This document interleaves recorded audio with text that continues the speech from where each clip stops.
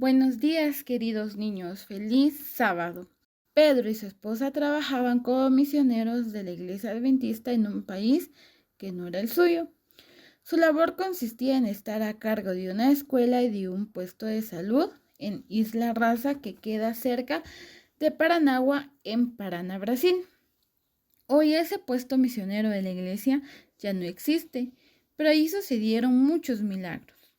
Pedro era el único profesor de la escuela y daba clases a todos los grupos de niños. Por la mañana enseñaba a los niños de tercero y cuarto año y por la tarde a los niños de primero y segundo. Su sistema de dar clases consistía en la misma rutina todos los días. Dividía la pizarra y escribía con tiza las tareas que debían hacer los niños. Con respecto al puesto de salud, ahí era donde iban los habitantes de la región a buscar remedios para los parásitos y calmantes para aliviar el dolor.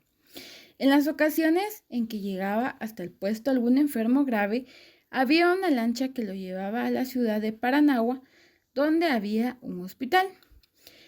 En una ocasión sucedió que de repente y sin previo aviso, muchas personas comenzaron a enfermarse en la isla y todas ellas presentaban los mismos síntomas. Tenía toda la apariencia de ser una epidemia. Como los síntomas eran graves, los enfermos se quedaban en sus camas sin poder levantarse, por lo que era Pedro quien tomaba los medicamentos de los que disponía e iba de casa en casa, comprobando si estaban con fiebre, indicándoles lo que debían hacer y dándoles las medicinas que necesitaban. Al llegar a una casa, Pedro encontró a un señor muy enfermo, que sufría mucho.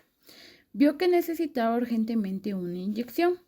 Para poner la inyección que el enfermo necesitaba, Pedro tenía que agarrar un polvo que venía en un frasquito y una ampolla con líquido. Pedro volcaba el líquido en la ampolla, en el frasquito del polvito, entonces agitaba fuertemente la mezcla y después la ponía en la jeringa.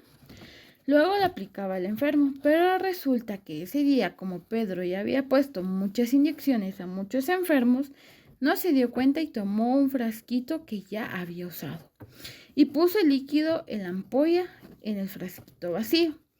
Sucedió el líquido sin darse cuenta de que no había mezcla y lo puso en la jeringa, y así se lo aplicó al hombre que estaba muy enfermo. Por la noche, cuando Pedro iba a guardar los medicamentos sobrantes y hacer el informe, vio que le faltaba una ampolla. ¡Qué extraño! ¿Qué sería lo que había pasado? En ese mismo instante recordó al hombre enfermo y se dio cuenta de que se había equivocado, de que le había dado solo agua destilada. Así el hombre no se iba a curar.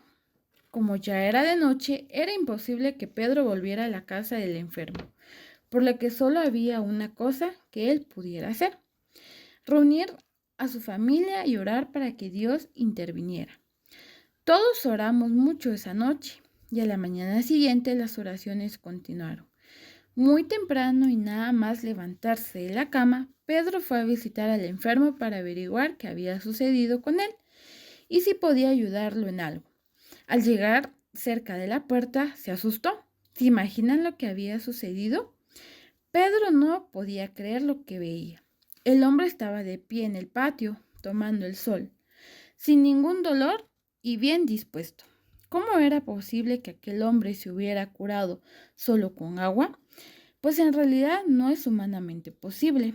Pero ¿recuerdan que la familia de Pedro había orado toda la noche por el asunto? Ellos sabían que Dios tiene poder. ¿Y ustedes creen que Dios tiene poder? Claro que lo tiene y continúa sanando en nuestros días. Por eso no dejen de ir a Él siempre en oración. El versículo de esta mañana se encuentra en 1 de Juan 5:14 y dice: tenemos confianza en Dios porque sabemos que si le pedimos algo conforme a su voluntad, Él nos oye. Ahora los invito a orar para que Dios esté siempre con nosotros. Padre querido, gracias por hacer milagros y curar a las personas. Te pido que me ayudes a creer en ti cada vez más y hablar de ti a otros. En el nombre de Jesús, amén.